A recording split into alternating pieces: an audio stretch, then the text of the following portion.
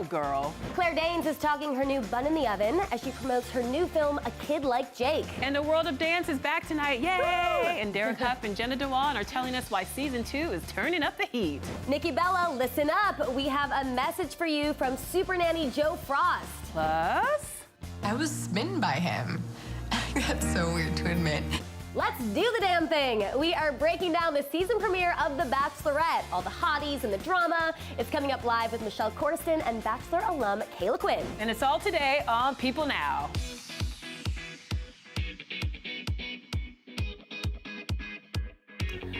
Happy Tuesday, everybody. Welcome to People Now. Hope you all had amazing Memorial Day weekends. Maybe got some rest, did something fun.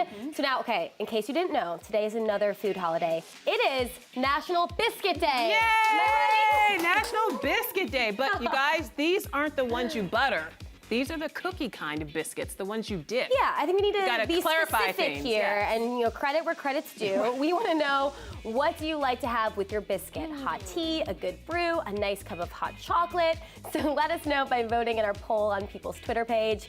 We'll be revealing your top pick over the course of the show. Very excited. We asked the important questions, you guys. We do, and we have the answers. I like a biscuit and tea. It's very I don't know British. the last time I had a biscuit, but now I want one. All right, first, watch this. Been a whirlwind of a journey, and it's brought me to wonderfully amazing men. But I didn't think I would be here at this point feeling this way for two people. Really, the most tragic part of this is that I am in love with two guys. I don't think anything can prepare you for this. Oh boy, ABC's The Bachelorette premiered Monday night, and looks like we're in for quite the ride this season. The franchise's new leading lady, Becca Kufrin, whose heart was broken after Ari dumped her for runner-up Lauren Burnham, is now fully prepared to meet the man of her dreams. And apparently, she's already met more than one potential husband. Becca stopped by Good Morning America, where she got real about falling in love with two people. Watch this. Being on this side of things, I can empathize with him so much more. It's a struggle because you meet so many guys, you make so many great relationships, and if you're doing it right, you should be open and developing feelings for multiple people, but it was very tricky to navigate, and I just wanted to go about it my way and to really respect the guys and treat them how I would want to be treated, and so that's what I had to keep in the back of my mind the entire time. I think we're all wondering, who could these two mystery suitors be? We want to know. We are breaking down the premiere episode with People editor Michelle Corsten and former Bachelor Nation cast member Caila Quinn, so stick around for all the swoons, first impressions, and awkward moments a little later in the show. But first, watch this.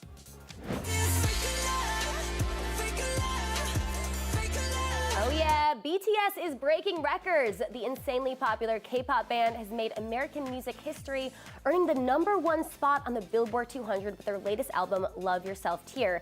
So this makes it the first time a K-pop album has ever topped US charts. It's a big deal. Now, according to Billboard, BTS's album, which dropped on May 18th, has sold over 135,000 album units and has outperformed sales predictions by over 30%. Now, this is only the second time a K-pop album has made it into the top 10 of the Billboard 200.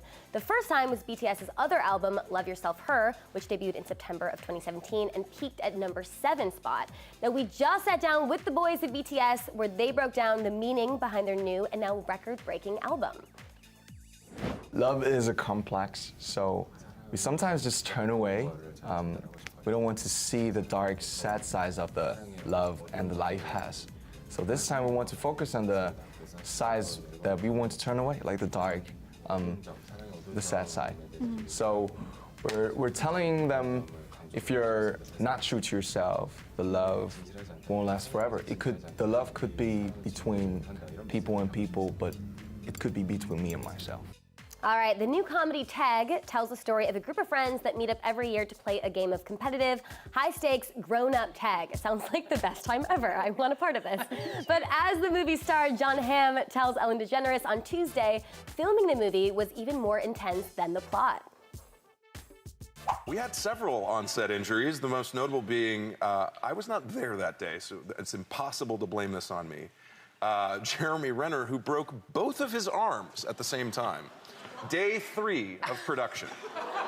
We had 40 more days to go with a guy into... Now, keep in mind, this is a man who's done 100 Avengers movies and been fine. And he does a movie about playing tag. both arms. Yeah. Did y'all shut down production for a while? No, he wore green screen casts that were, that we eventually painted out in the edit. Wow. Yeah. That's crazy. He is a hard. Did you get hurt at all? Other than sort of my pride when I realized that running around for longer than 30 seconds would feel like I was having a heart attack. Yeah. That was pretty much the extent of my injuries. Lucky. But lucky, no joke. I cannot believe he broke both arms. That is intense. In Tuesday's interview, John also opens up about the unlikely job he worked in college before he hit it big and the sweet thing that inspired him to go after that position. I grew up with a single mom, and I was always in daycare, after-school programs, all that kind of stuff, and there were never any guys. And so I went to the woman who ran this place. It was called Kids Depot. And I told her that, and I said, it's nice to have a guy around. It might be nice for your kids. And I had long hair, and I was an acting student, and she was like, this is going to be a terrible decision, but I'm going to hire you. And I ended up working there for 3 years. As a preschool teacher? As a daycare teacher, basically. Wow. So I was essentially like a human jungle gym, basically. Like, because I'm a giant to a 5-year-old. Sure, you're a giant to me. Lili Reinhart is shutting down body shamers. The 21-year-old Riverdale star posted a powerful message about body positivity on her Instagram stories Monday, responding to rumors that she was pregnant with boyfriend Cole Sprouse's child after photos of the couple circulated on social media. Now, Lili cleared the air, writing, "It's unfortunate that one unflattering photo of my stomach circulating the internet causes hundreds of people to think that I'm pregnant." Going on to clarify, nope, not pregnant. This is just my body. And sometimes I'm bloated. Sometimes an unflattering photo is taken of me. Sometimes I go through periods of time where I gain weight. She adds, "My body is something that I will never apologize for." Yes, girl, Lili. I mean, that's the kind of clapback social media needs, in my opinion. The actress also said that her body will constantly go through changes, so let's not put so much time and effort into caring about a stranger's figure. Now, Riverdale actress Camila Mendes praised her co-star's wise words, writing in her own Instagram story, quote, "Inspired by you, Lili Reinhart. I feel bloated 24/7. My weight fluctuates constantly. It comes with being a woman and should be celebrated, not criticized. I love these women sticking together. I think we can all appreciate what they're saying." Also, no to body shamers of any type. It's my body. Exactly. And I love it, so leave me alone. Yes. Thank you very much. And Lola, you have even more in Star Trek. That's right, and I'm feeling good. We're recapping how some of your favorite celebs spent their Memorial Day weekend in today's Star Treks. Katy Perry made her way across the pond over the weekend to show some sweet support for her man Orlando Bloom. Perry is currently on her witness tour, and she sandwiched the trip between shows in Amsterdam and Belgium. Now, Bloom is in the West End revival of Tracy Letts' play Killer Joe, and Katy showed her support, posting pics on Instagram of the show's playbill and hearts over Orlando's picture. Oh, too cute. I love this couple. Now, this visit comes on the heels of Tuesday's American Idol finale, where Katy confirmed that she is indeed off the market. Katy and Orlando first sparked dating rumors in January after being spotted vacationing together in the Maldives, and since then, Orlando has gushed about his gal publicly. He told the UK newspaper The Times that he and Katy have a, quote, really remarkable connection, and according to a source, both Orlando and Katy are excited, but are, quote, trying to keep their privacy as well. I can respect that. I can respect that totally. All right, Kourtney Kardashian and Kendall Jenner spent their Memorial Day weekend at the pool, and of course, they seized the moment and had a sexy photo shoot. These girls, I love them. The sisters showed off their assets on top of jet ski floaties. Look at Kourtney glowing in a hot pink two-piece, while Kendall keeps it patriotic. In this red, white, and blue number, they look good. And once they hopped out of the pool, the sisters chose to stay hydrated with some seriously huge water guns, and even enlisted Kylie Jenner's BFF Jordan Woods and one half of the musical duo Simeon Hayes to get in on the action. But that wasn't the only weapon the girls brought out on their day of fun in the sun. Kendall also hung out poolside with her Doberman Pinscher, saying of the dog, quote, cute, but she'll rip your face off. Ooh, don't get on her bad side. And Kourtney was the bikini queen during her Memorial Day weekend. The 39-year-old rocked a black high-waisted two-piece bikini with a dad hat and sunnies for a super chilled out day by the pool. She looks great. And as always, you know these girls will always be summer goals. I love these sisters. All right. So I'm gonna be in child's pose, and I'm reaching out in front of me, stretching my back. Hands down, roll shoulders up and back. Hey, new moms, this one's for you. Fitness expert and yoga instructor Hilaria Baldwin is sharing her go-to stretching moves with a little help from her newborn son, Romeo. He's adorable. The mama of four posted this video on Instagram Monday with the caption, "Getting back into being active," and the hashtag, "We got this 2018. The post comes just days after Hilaria shared another family update on her Instagram, revealing that she was diagnosed with pneumonia only 8 days after Romeo was born on May 17th. Ugh. But the Baldwin's ailments didn't stop there. Hilaria and Alex's two other sons, Leonardo and Raphael, both had the flu at the time of the update. And their daughter Carmen was sent home from school with pink eye. Ouch. Ugh. But it looks like everyone is now on the mend and easing back into being active again. Feel better, gang. And those are your Star Tracks for today. Yeah, feel better. Pink eye. That sounds Blue. terrible. Ugh. All right, stay with us. From chicken suits to minivans, we are breaking down all of the Bachelorette first impressions from Monday night's premiere. Plus, are Super Nanny Joe Frost and Nikki Bella joining forces? We'll tell you what led to a little nanny networking on Twitter. All right, you guys, it is National Biscuit Day. To clarify, the cookie type of biscuit. We want to make sure we are just talking about the same biscuit here. We are asking you, what do you like best with your biscuit? So here's what the People Now poll is saying. You guys have voted. Looks like right now, coffee is in the lead, okay? So 41% is saying coffee, then tea, then hot chocolate. I'm down with that because I always like to vote for coffee because I'm addicted. But I'm a tea girl. My inner Brit, You're a my tea inner girl? Meghan Markle loves tea Then and get biscuits. your people to start voting. Yes, so then come tea on, can people, pass for the up. tea and biscuit crew. I know.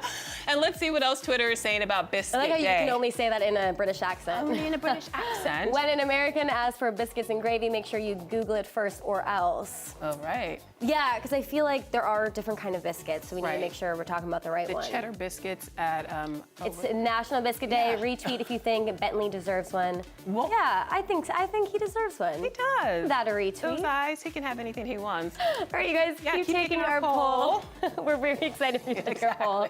We'll check in again soon. But now on to this. Claire Danes is busy promoting her new movie, A Kid Like Jake, which also stars Jim Parsons and Octavia Spencer. It's a really good movie. It's about raising a child and trying to find a school for him, but Jake doesn't seem to fit in because he likes to play with dolls, doesn't fit these gender norms that society has. It's a very fascinating film and definitely makes you think about what you would do as a parent.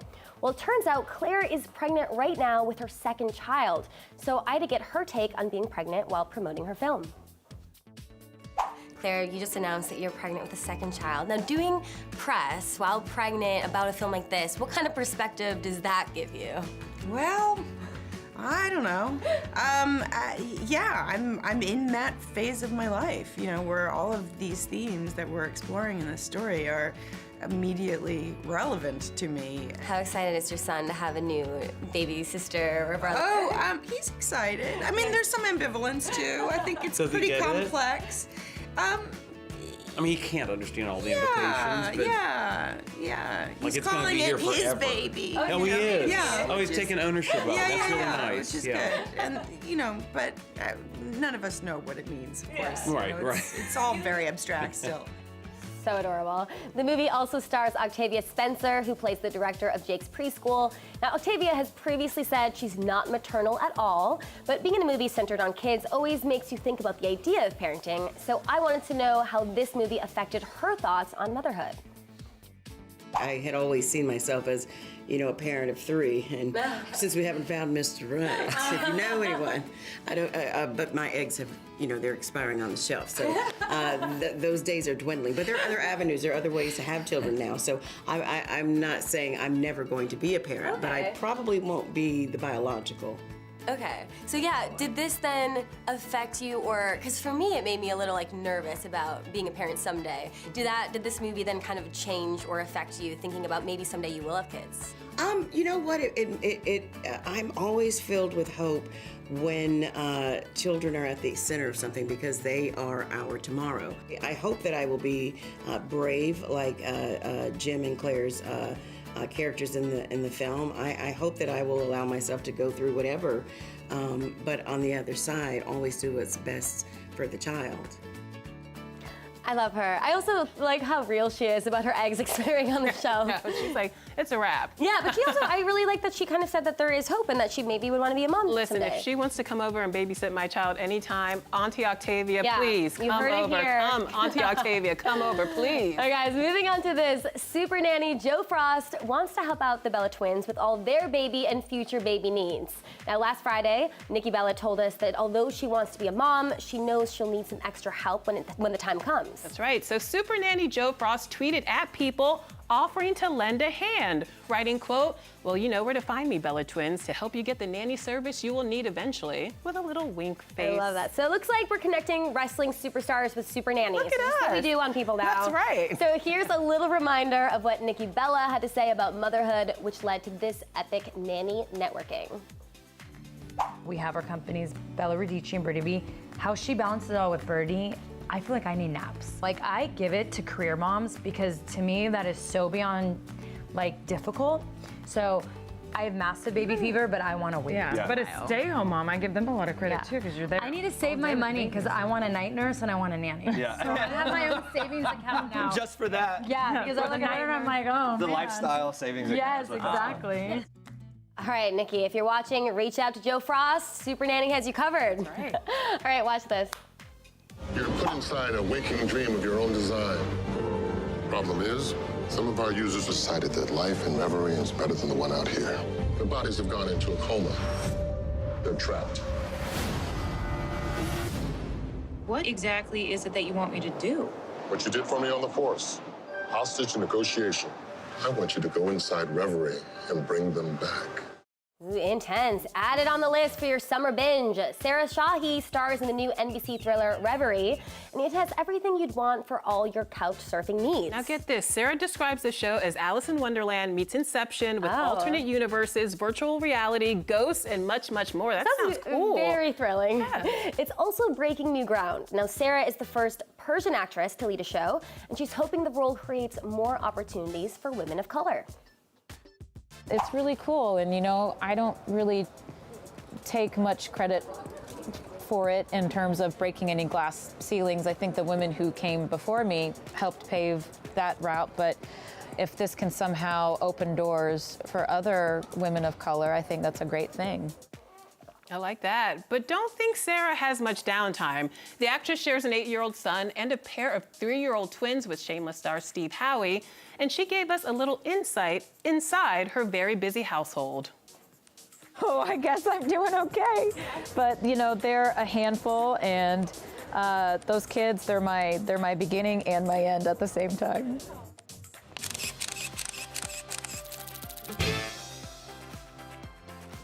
Dance is not just being able to move your body well. Dance is being able to move people. Season 1 was great, but season 2, honestly, is just on another level. Yeah. That We was just important. Keep building. That was what was important for me. Was like season 1 was really fun, and we had a great time doing it. And obviously, you know, knock on wood, people really received it well. But I was like, how are we going to top that, and how are we going to continue to grow on that? And we really did that with season 2. So season 3 just even feels more exciting.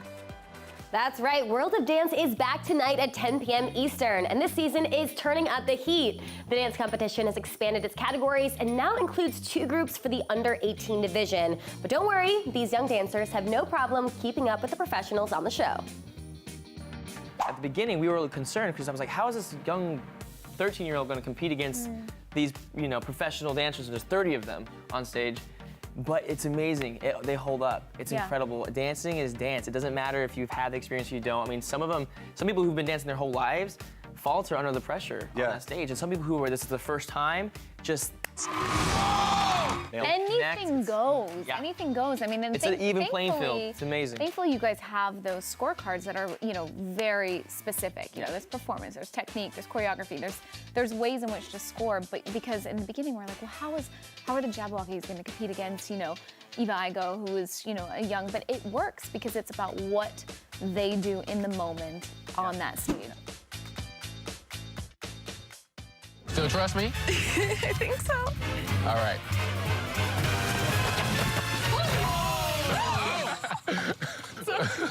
Holy no, yeah, that was a He just dunked on the Bachelorette. Night one, and this season is already a slam dunk. Heyo! New Bachelorette Becca Kufrin met all the men vying for her heart in those first impressions. Let's just say they did not disappoint. And here to break it all down is People senior editor Michelle Corriston and season 20 cast member Caila Quinn. Guys, thanks for being here. Thanks for having us. First of all, I do want to know basketball. Would you guys like if a guy had you play basketball? Because I would love it, because I love sports. I love playing sports. I think it'd be a lot of fun. I might embarrass myself. Oh, 100% embarrass myself. But Becca likes an athlete, so I think it was a smart move. She does like athletes. And also, she's kind of tall, so the fact that he dunked over her head was super impressive to me. It was very impressive. All right, before we get into the episode, let's talk about this. Let's talk about Garrett. So he received the first impression rose last night, but he's been making headlines because the Huffington Post reported he's liked social media posts mocking immigrants and Parkland students.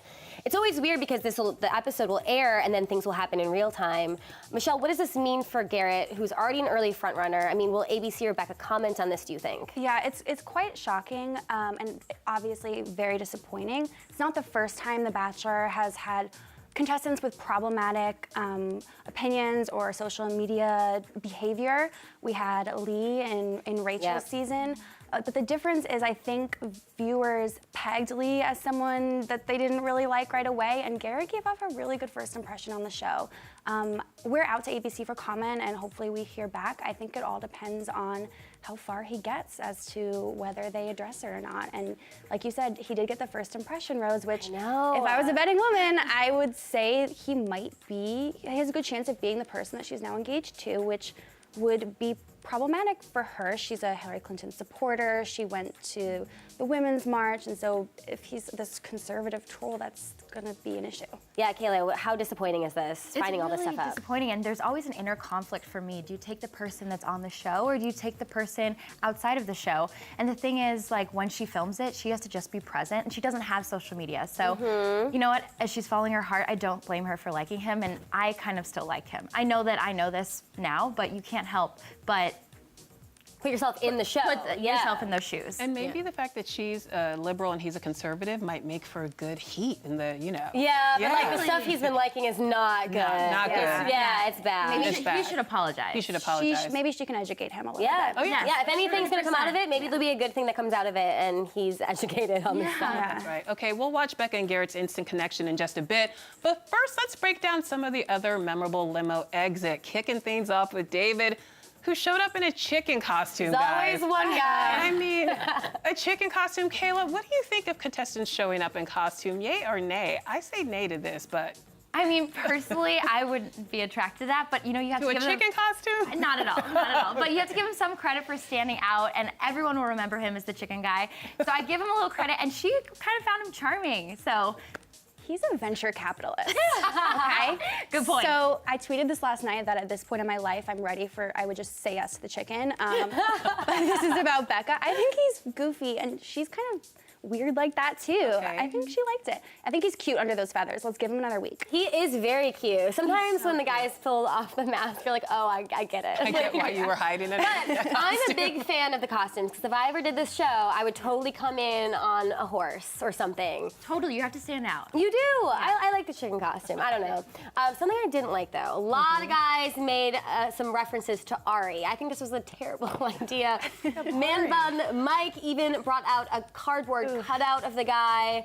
I mean, I just think this was a fail. Michelle, was this a smart move? If you were in the real world on your first date, if someone brought a cardboard cutout of your ex, you would probably call the police. You're not even supposed to bring up your ex on the first date. Right. But this is The Bachelorette, and I think she liked it. I do hope that all the Ari jokes kind of simmer down. Like they've gotten them out of their system. Yeah, yes. We know that next week, she talked about this, she has a date where they go into a room filled with memorabilia about Ari and they kind of like destroy it, like hitting a car with a hammer.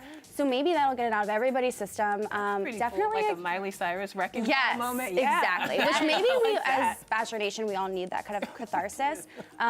But yeah, I don't know if it's the best move for night one. I mean, I'm not a very vengeful person, but Ari did her dirty, and so I kind of like that all the guys are rallying behind her, and they're like, yeah, Ari sucks.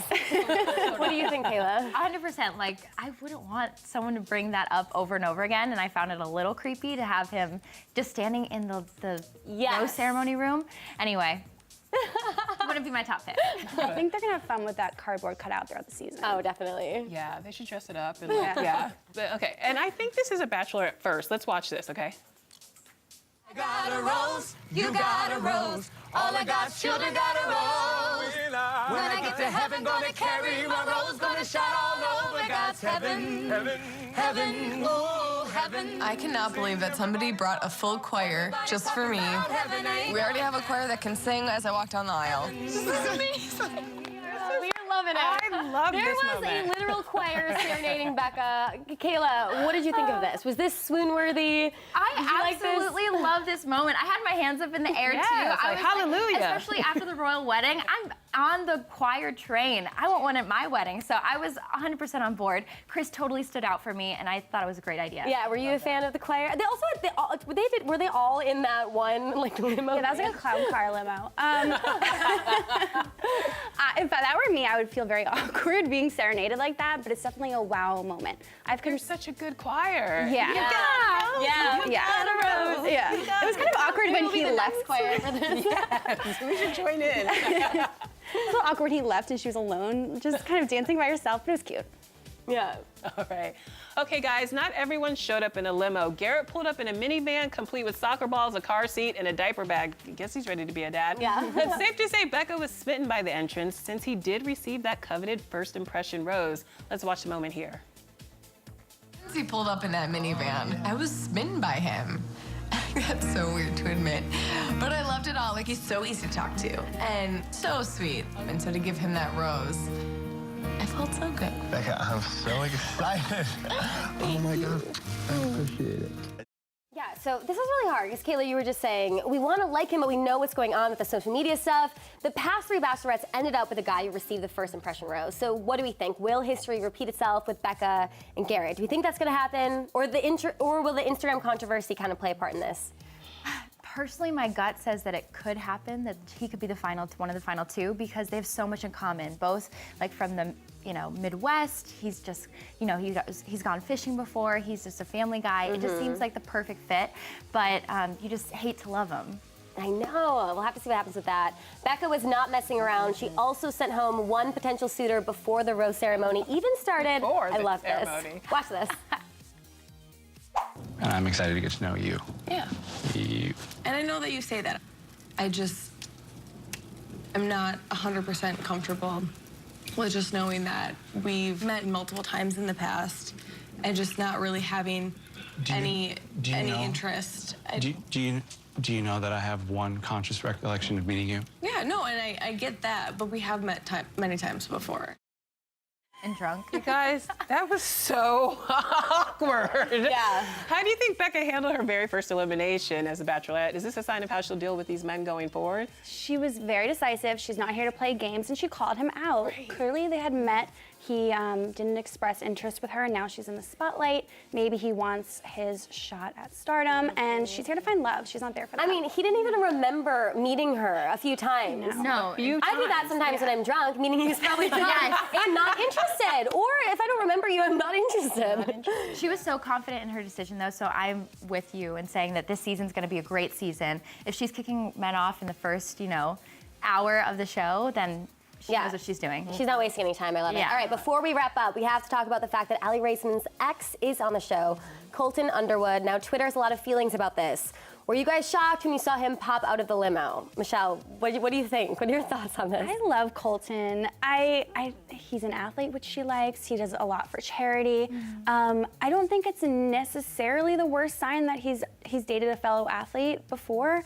It looks like there's going to be some drama over whether he's a virgin or not, which will be interesting if you saw the preview. But he seems genuine and sweet, and I hope that he's not a smooth operator. Yeah. Kayla, do you think he could go all the way? I think he could. He seems like he's got, the number one thing is he's ready, and he's got the looks, he's got the past relationship experience, so I think he's a great catch. Yeah, I like him. There are skeptics always, though. One Twitter user suggested he just went on the show for fame. I mean, should we be wary of his intentions? What do you guys think? People said that about Jordan, and he got engaged to JoJo, and they're happy, so honestly, people need to back off. Yeah, good point. People did say that about Jordan. And Michelle, we've got to mention this. You're a big fan of Grocery Store Joe. Yes. You love him. Call me Grocery Store Joe. Actually, now that he's off the show, yeah. And Caila, you made the comparison that your boyfriend looks like Joe. Yeah, he does. Charlene called me during the show while she was live taping, and she was like, Nick and Joe look exactly the same, and I couldn't stop laughing. No, they're so cute. They both are so charming, and they have a great smile, so I don't blame it, but I will always have a bias for Nick. Yeah, I mean, maybe. Well, this has been fun. I'm excited about this season. I think it's going to be good. It's going to be good. Thank you both for stopping by and chatting The Bachelorette. Guys, make sure to tune into The Bachelorette every Monday night on ABC. You hit the rose. You hit the rose. We're going to be singing it all day. All right, let's check in on our People Now poll. We are asking you what you like best with your biscuit in honor of National Biscuit Day. Okay? What do you guys like with your biscuits? Yes. I like a little jam, a little tea. Gotta have the whole plate. Maybe? Yeah, I said coffee. So there's different biscuits. You're going with the biscuits and gravy type. Yeah. These are like the sweet kind of biscuits. Yeah, these are the cookie type of biscuits. Oh, yes. Like but the coffee tea and biscuits. According to our poll, coffee is still in the lead, which shout out to coffee, because that's what I voted for. Come on, tea fans. It's also practically Monday, people. We had yesterday off. Yeah, everyone that is needs their true. coffee today. All right, you guys, we'll be asking you a new question of the day tomorrow on People Now, so come back at noon. And coming up tomorrow, Amber Rose opens up about her breast reduction surgery and reveals the reason she was initially afraid to get the procedure done. Thanks for watching, and for now, we leave you with one last thing from actor James Denton. Bye, have a good day. Hey, I'm James Denton, and this is One Last Thing. The last show I binge watched was Sneaky Pete. It's a toss-up, Sneaky Pete and Counterpart. I watched both of those like back to back. My last embarrassing moment on the Good Witch set was probably when I had to play the piano in an episode. And I'm not a bad piano player, but I'm not a great piano player. And so I had to play through the scene, and there were like eight characters in the scene. And so they're all standing around waiting for me to get this right and play it correctly. And it wasn't terrible, but it's one of those things where you just feel bad because everybody's waiting on you, and every time you messed up, you had to start over. And they're assuring you, no, really, it's fine. And inside, they're all like, oh, God, it's time for lunch. So that was probably the last time I was embarrassed. The last thing I Googled was the New York City subway route from my hotel to Yankee Stadium last night, which train to take.